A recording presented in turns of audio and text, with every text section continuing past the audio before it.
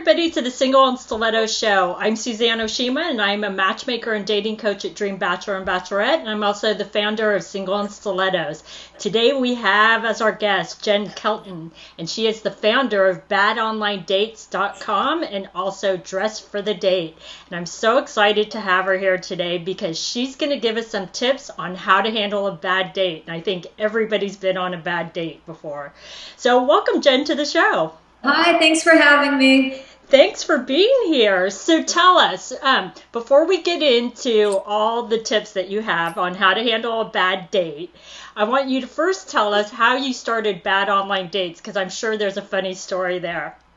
I wrote a book and I was doing lots of news junkets, and I was the bad date confessional girl, and everybody, everywhere I went was like whispering in my ear their bad dates. So I realized this was back in 2007, 2006 and 7, that I needed to create a place online where people could meet through their bad date experiences.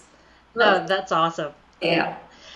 So what do people do on Bad Online Dates? Everybody just shares all their bad dates on the site? You know, when I first launched the site, it was a traditional dating site, and now I've leaned it more into a social network where people can still connect and exchange, but it's not so much about the dating part anymore. So it takes the pressure off there. Oh, good. And do people tend to give other people on the site advice about their bad date or things that they should do or not do? Yeah, they do. I mean, it's interesting. I mean, it's sort of become more like a forum and boards where people can post their stories, and then people can leave comments, and then from there, because people can also connect, they can connect outside of the site as well. Oh, that's great. And I guess people also post their bad dates up there to know that they're not crazy, right? I think so. And you know, I mean, the reality of it is, I mean, if you're dating, chances are that you're going to go out there and you're going to have a doozy of a date. Like it's just the rules of nature. The fact, you know, if you're online and you're dating, especially because people, I hate to say it, but people lie. Imagine that. People lie. Oh my God. Shock. Who knew? Oh my. I know. Well, let's jump into it. So before we get started, I'd like to also ask you, what's considered a bad date? Because I think a bad date is different for everybody, but what do you consider a bad date? You know, I mean, I'm really big on, I mean, just off the get-go, punctuality and manners. I think that speaks so highly of what's going to happen with your relationship further down the road. I mean, if you're having a first date and that person's showing up an hour late and they're, you know, rude to you and they're rude to the bartender, that is such a big red flag. I mean, for me, that's the worst date, is it when somebody's rude and they're not punctual. It just, red flag. And I completely agree. But as you know, things happen, especially because I know you live in the LA area, and someone can get caught in traffic, and I live in New York, and people can get caught in traffic. So what if somebody, though, sends you a text and says, I'm running 10 minutes late? Is that okay? Cool, yeah. I mean, you know, again, it's like there too, it's all about communication. If the person knows that they're running late and they shoot you a text and say, hey, I'm running late, then all good, you know. But a person who just like takes it for granted, it's like, oh, it doesn't matter that I'm 10 minutes late, and you know, her time or his time isn't valuable, and then it just shows you a personality trait that I think later is going to bubble up into other things. Well, and I think it's important, like you said, it's just about being considerate, right? Well, exactly. You know, it's sort of the golden rule, do unto others. It sounds so cliche, but really, you know, how would you feel if somebody's showing up 10 minutes late or an hour late without letting you know? And, you know, I don't know. Golden rule. I'm all about the golden rule. I agree. I completely agree. So now you have 5 tips on how to handle a bad first date. And I know you think that, first of all, hopefully you don't even get to the bad date, that it turns out to be a bad date. So I know your first tip is about the initial phone conversation. So tell us your tip about that. Yeah, get on the call. And you know what, especially if you're doing online dating, get off site, you know, as soon as you can, and get on the phone and take the call and see if there's any chemistry. If there's any chemistry, then set up your day. Go obviously someplace safe in public. But if you're on the phone and the person is seeming, maybe off-putting to you, or you don't feel that there's any chemistry, then just don't go. Just, cut your losses there and move forward. But the screening process is important. I just don't go out with just anybody. Anybody and everybody. Anybody. Have some standards, you mean? Have some standards. Exactly. Well, now I have a question about that, because here's something that I hear a lot of my clients say is that a lot of men just text and they don't want to get on the phone. So what if they can't even have the phone conversation, that they're just communicating through the texting with the guy? So here's the thing, I'm single and I'm out there and I'm having these exchanges, and a lot of times I don't want to get on the phone either, but I think just as a matter of protocol and getting a sense of how you're going to be spending your time, it's important to hop on that call, even if it's just for 5 minutes. Just hop on the call and just have that as part of your standard in dating. It's like, okay, you know what? We're going to hop on the call. I've actually met men in person that I didn't screen. And I guess you regretted it. I guess that turned out to be a bad first date. It was a bad online date. And so just as a rule of thumb, I think it's smarter and yeah. And we're all busy, so if you're spending your time and if you've just sat an hour in traffic to meet somebody, and you don't really, if they show up, I don't know. Yeah. You know what I'm saying. Yeah, exactly. So, okay, that's a great point. So now let's just say a woman gets to the first date and, it's just not going well. I know you say to just be polite. So can you tell us more about that? Run for the hills. But be polite about it. Politely run.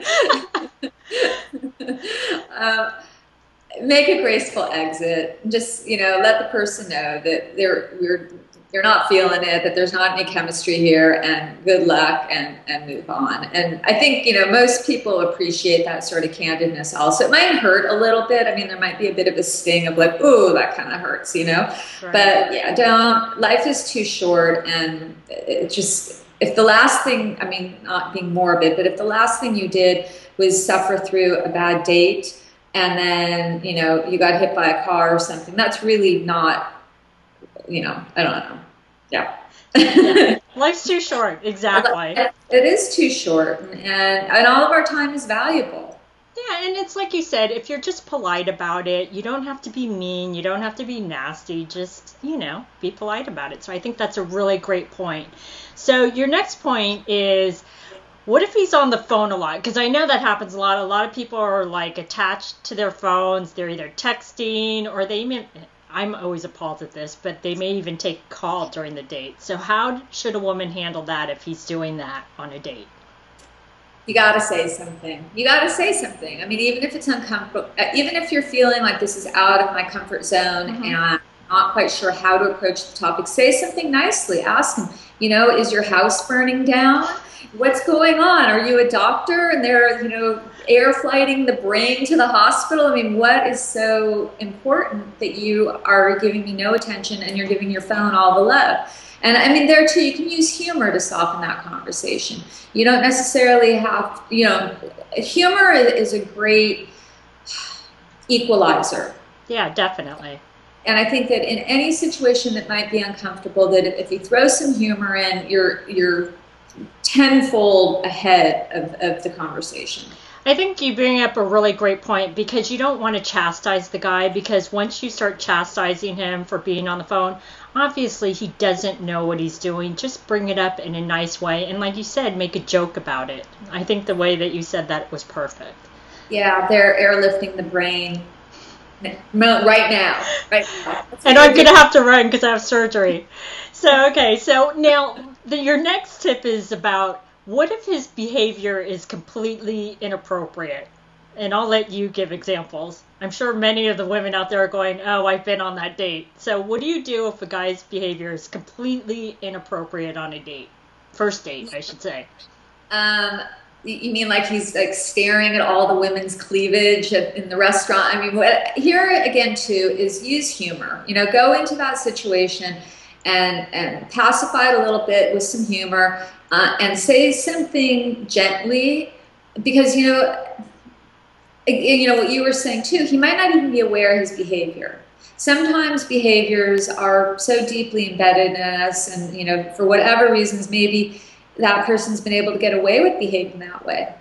Who knows? Well, I just had a guy in my life. I'm not going to get into the whole story, but his behavior is atrocious. And I was talking with a guy friend of mine last night. I'm like, he's really good looking. But I was like, who are the women that let him get away with that? A lot of women would let him get away with that because he's good looking. I will tell you. I know that. Yeah, and there too, you know, ladies and fellas both. I mean, just because somebody's good looking doesn't mean that you have to lower your standards on how you're being treated. That's a really good point about you shouldn't lower your standards. If he's being inappropriate and you have certain standards, don't lower them for him. So just because he's good looking, right? Or great in bed. I mean, there's certain things that I think as women we can all relate to, especially like, oh my gosh, you just had mind-blowing sex with him, and then all of a sudden he's being a douchebag, and he's still so dreamy. Well, this is what I would preface that with is it depends what you're looking for. If you're looking for just sex, then just go for that. But if you're not, then, you know, then you got to move on. So your last tip is about, and this has actually happened to me, so I'd love to hear what your advice is on this, is about what if a guy is on a date and he's trying to pick a fight? I've been on this date before. It was the worst nightmare. Oh my gosh. Run. Again, no. And in that case, I would say you don't have to be polite, just run. Yeah, just leave, you know, head for the emergency exit. I mean, because you don't want to get caught in the brawl, you know, you don't want to be caught when the glasses start flying.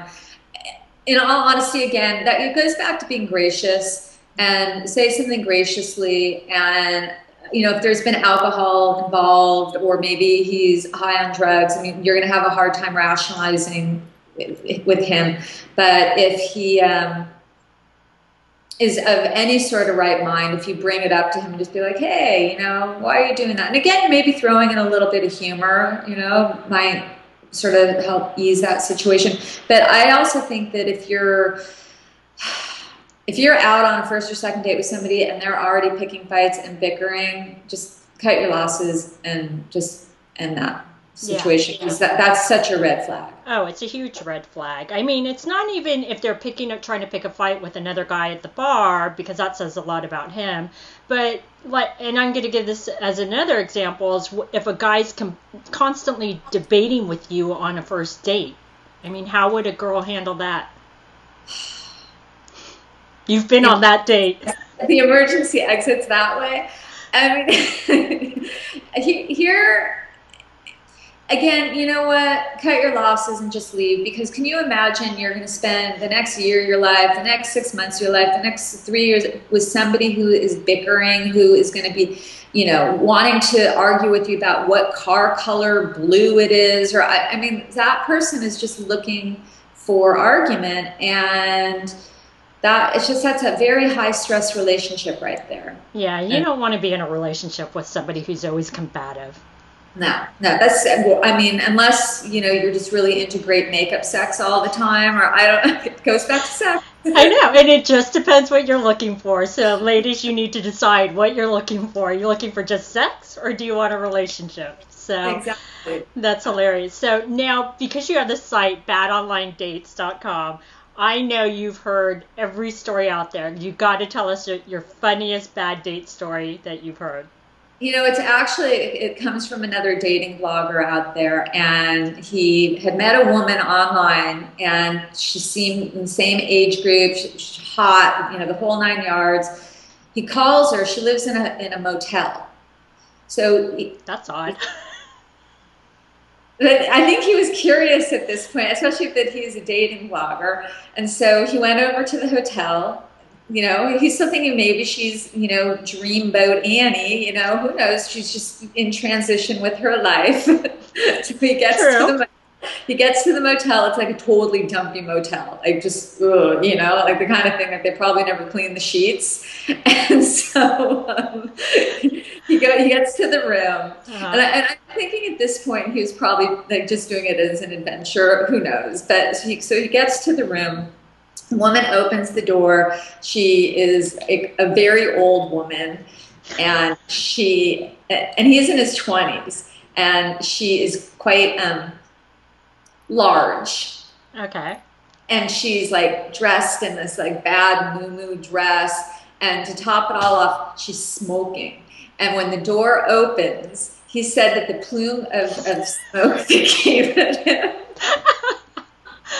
Oh, great. I take it he was a non-smoker. He's, I think even if you're a smoker, that could drive you to smoke, that experience. How old did she say she was? I think because he's in his 20s, she said that she was somewhere in his 20s. I mean, so it seemed age appropriate, but I mean, she was like in her 50s and like louder 50s and quite, yeah, which, again, is a good reason to have that screening call. Well, yeah, she would have probably had that smoker's voice, right, all raspy and kind of like Smokey Joe or something on the phone. He should have that phone call. He probably regrets that. But it made for a good blog entry, right? Yeah, and I made a Sunday Bad Date Funniest out of it. I made a comic out of the story, and so it was I think out of all the stories I heard, only just because that she was living in a motel, and that. There too, that's a bit spooky for, ladies. Don't go to hotel rooms with men that you just met either. No, you should always meet them out, or that could end up in a really bad date. But all right, that's a funny date story, bad date story, I should say. So, give us your best dating tip for women. Well, I just launched Dress for the Date. Mm-hmm. And part of that is that I was hearing a lot from the bad daters that people would show up and they were wearing really inappropriate clothing. And so my feeling is that you eat with your eyes first. You're going to make an impression in 3 seconds. And that first impression is really hard to take back. So think about where you're going. If you're going on a coffee date, don't put on a sequin dress and stilettos. Dress appropriate to your situation. And, be sassy, not slutty. I think as women, it's like it's important to, if you got a great set of girls, show a little bit, but you don't have to reveal, the whole cleavage on the first date. Leave some stuff to mystery. My grandmother, before she and my grandfather passed, they'd been married for like 60 years. And I just always marveled at how long they'd been married. And I asked her once, how she managed to do this, and she said, I've always kept mystery in the marriage, and I think that with your apparel and what you're wearing, keep a little mystery there. And whether it's a beach date or you're going to a concert, be appropriate and be a little, keep it a little, like with a little bit of edge. Right. You want a little bit of sexy, but not overboard, because then a guy just thinks you're easy. Yeah, and then he's gonna pick fights with you. I don't know what's going to happen, but coming off as easy is definitely, it creates problems off the get-go. Exactly. You're absolutely right. So this has been great. So how can our audience find you? You can find me at badonlinedates.com or at dressforthedate.com. Great. So, yeah, ladies, if you have a bad date, go to our site, Bad Online Dates, and vent, because you'll get a lot of support on her site. And if you need help with dressing for a date, go to dressforthedate.com. And thanks, everybody, for joining us on the Single and Stilettos show. If you're joining us for the first time, our show is available both in video format and also as a podcast. You can go to our site, singleandstilettos.com, and you can view all our video shows online, or you can download our podcast on iTunes. And if you would like to get our free report on what attracts a man and what turns him off, you can click right here.